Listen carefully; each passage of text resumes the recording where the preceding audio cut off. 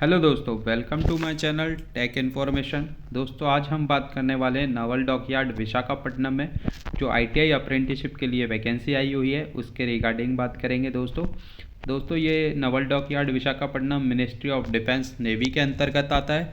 तो दोस्तों आज हम बात करेंगे कि इसमें कितनी पोस्ट आई हुई हैं, कौन कौन से ट्रेड के रिगार्डिंग पोस्ट आई हुई हैं और इसका एज रिलैक्सेशन क्या होने वाला है, इसका सिलेक्शन प्रोसेस क्या है, इसका लास्ट डेट क्या है और इसका एग्ज़ाम पैटर्न क्या होता है। तो आगे चल के हम बात करते हैं दोस्तों। तो सबसे पहले हम बात करेंगे दोस्तों कि इसमें अप्रेंटिसशिप की डेजिग्नेशन जो है कौन कौन से ट्रेड का मांगा गया है। तो ये बोल रहा है पहले इलेक्ट्रॉनिक्स मैकेनिक का बोला गया है। तो इलेक्ट्रॉनिक्स मैकेनिक के लिए आपका ट्रेड जो है आईटीआई का वो इलेक्ट्रॉनिक्स मैकेनिक होना चाहिए, यही तो मैकेनिक रेडियो होना चाहिए। अब नंबर ऑफ़ पोस्ट की बात करता हूं तो दोस्तों इसमें 36 पोस्ट हैं, कैटेगरी वाइज अलग अलग बांटी गई हैं। जैसे यूआर के लिए 19 है, ओबीसी के लिए 10 हैं, एससी के लिए 5 हैं, एसटी के लिए 2 हैं। आगे बात करते हैं दोस्तों फिटर ट्रेड। फिटर के लिए फिटर ही मांगा गया है, आईटीआई आपका फिटर से ही होना चाहिए। शीट मेटल की बात करूँ तो दोस्तों शीट मेटल वर्क के लिए भी आपका आईटीआई शीट मेटल वर्क से होना चाहिए। इसमें भी 33 पोस्ट हैं। कारपेंटर की बात करते हैं दोस्तों तो कारपेंटर के लिए भी कारपेंटर ट्रेड आपका होना चाहिए, इसमें 27 पोस्ट है।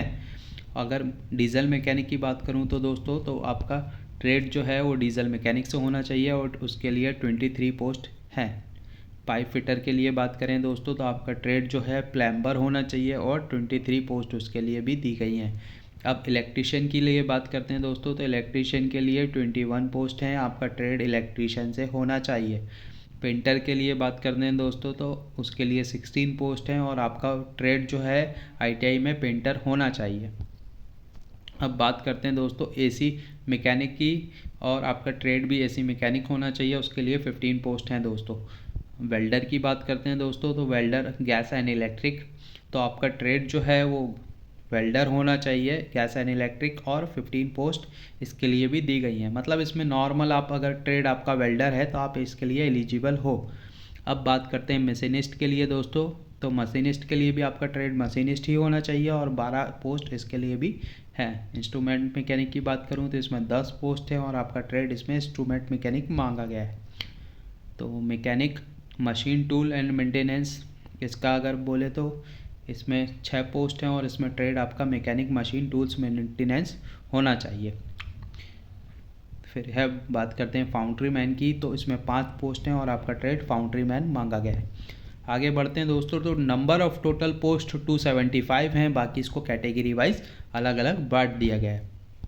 आगे हम बात करते हैं कि दोस्तों एजुकेशन क्वालिफिकेशन क्या होने वाली है। तो इसमें दोस्तों सेकेंडरी स्कूल सर्टिफिकेट मतलब टेंथ में आपका 50% से एग्रीगेट होना चाहिए, मतलब 50% से आपका होना चाहिए, मिनिमम आपके 50% होना चाहिए। अगर हम आईटीआई की बात करें दोस्तों तो इसमें आईटीआई आपका एनसीवीटी हो या एससीवीटी हो, दोनों आईटीआई से आपका चल जाएगा, लेकिन आपका 65 एग्रीगेट होना चाहिए, मतलब 65 मिनिमम % आपके आईटीआई में होने चाहिए। आगे हम बात करने वाले हैं एज क्या मांगी है इसमें। तो दोस्तों एज की अगर हम बात करें तो इसमें बोल रहा है 14 ईयर्स मिनिमम होनी चाहिए आपकी एज। अगर हजार्ड्स ऑक्यूपेशन नहीं है, मतलब आपका ट्रेड जो है वो हजार्ड्स ऑक्यूपेशन में नहीं आता, तो आपकी 14 ईयर्स से मिनिमम आपकी 14 ईयर्स एज है तो आप इसके लिए एलिजिबल हो। लेकिन अगर हजार्ड्स ऑक्यूपेशन में आपका ट्रेड आता है तो आपका 18 ईयर्स से ज़्यादा आपकी मिनिमम एज होनी चाहिए। और दोस्तों इसमें बोला है अगर 14 ईयर्स की बात करें तो ये बोला है 2 मई 2010 के पहले आपका जन्म होना चाहिए। ठीक है, आगे बात करते हैं दोस्तों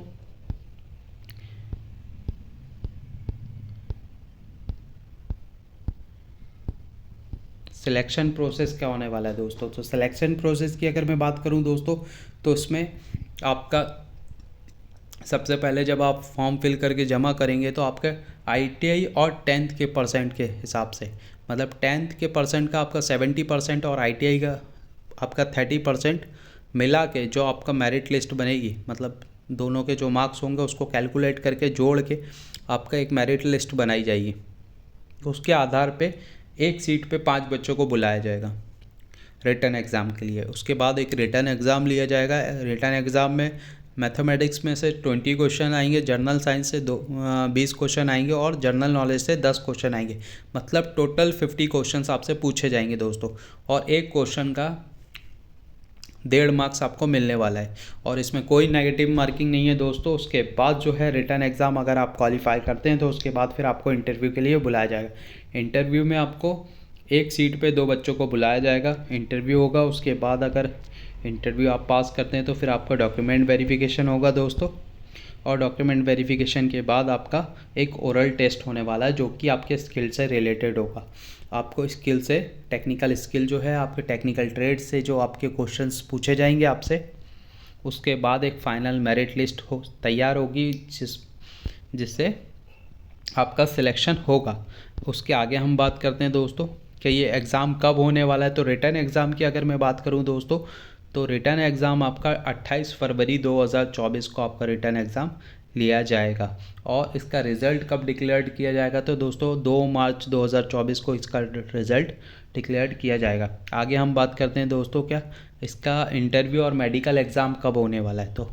तो दोस्तों इसका इलेक्ट्रीशियन अगर आपका ट्रेड है, या फिर इलेक्ट्रॉनिक्स मैकेनिक है, या तो इंस्ट्रूमेंट मैकेनिक है, तो 5 मार्च 2024 को आपका इंटरव्यू होने वाला है। अगर आपका पेंटर या फिर वेल्डर या कारपेंटर या शीट मेटल वर्क आपका ट्रेड है तो दोस्तों 6 मार्च 2024 को इसका एग्ज़ाम कंडक्ट कराया जाएगा।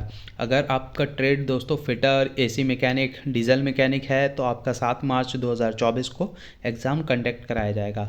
और दोस्तों अगर आपका ट्रेड मशीनिस्ट, फाउंड्रीमैन, पाइप फिटर या मैकेनिक, मशीन टूल मेंटेनेंस है तो आपका 8 मार्च 2024 को एग्ज़ाम कंडक्ट होगा। अब हम बात कर लेते हैं दोस्तों कि इसकी लास्ट डेट क्या होने वाली है। और दोस्तों इसका स्टाइफंड की अगर हम बात करते हैं ना, तो स्टाइफंड इसमें ना अगर आपका 1 साल का कोर्स है तो 7,700 रुपये आपको स्टाइफंड के तौर पे दिए जाएंगे। अगर आपका दोस्तों 2 साल की ITI की हुई है आपने, तो फिर आपको 8,050 रुपये पर मंथ आपको मिलेगा स्टाइफंड। अब आगे हम बात करने वाले हैं दोस्तों, क्या बात करने वाले हैं, क्या उसका कहाँ फॉर्म फिल करके हमें जमा करना है। तो अगर हम बात करें दोस्तों क्या इसकी लास्ट डेट क्या है, तो लास्ट डेट और फॉर्म फिल कैसे करना है। तो दोस्तों पहले आपको ऑनलाइन अप्लाई करना है, उसके बाद ही अब मैं PDF इसके डिस्क्रिप्शन बॉक्स के लिंक में डाल दूंगा, तो आप उधर से जाके PDF देख सकते हैं, और अब लिंक भी दे दूंगा जहाँ से आप जाके फॉर्म फिल कर सकते हैं। तो दोस्तों इसके PDF के साथ मैंने नीचे एक फॉर्मेट दिया हुआ है, हॉल टिकट फॉर्मेट, तो इसकी भी आपको कॉपी निकाल के ये एक्चुअली ये आपका एडमिट कार्ड है जो रिटन एग्ज़ाम के लिए आपके पास वापस आने वाला है। तो आपको इसको फिल करके, और इसके साथ ये डॉक्यूमेंट चेकलिस्ट दी हुई है कि इसमें क्या क्या इसके साथ आपको अटैच करना है। जैसे 10th की मार्कशीट करनी है सेल्फ अटेस्टेड करके, ITI की मार्कशीट करनी है सेल्फ अटेस्टेड करके, आपका कैटेगरी का अगर सर्टिफिकेट है आपके पास तो वो भी लगाना है। ऐसे करके से ये सब चीज़ें आपको लगा के आपको 10 रुपये का स्टैम्प, एक खाली स्टैम्प रख के आपको इसके साथ भेजना है। तो आगे हम बढ़ते हैं दोस्तों कि इसको कहाँ पे भेजना है।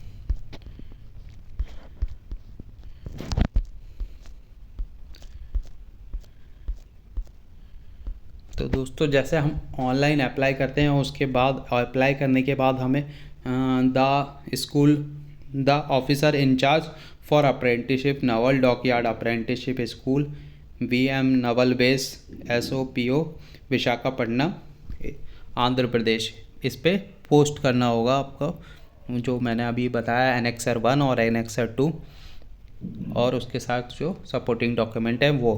और इसको 1 जनवरी 2024 के पहले आपको इस पते पे भेजना है। इसके बाद आप शॉर्ट लिस्टेड होगे दोस्तों, और फिर आपका नेवी के साथ सफ़र शुरू होगा। तो दोस्तों इसके लिए आपको बेस्ट ऑफ लक।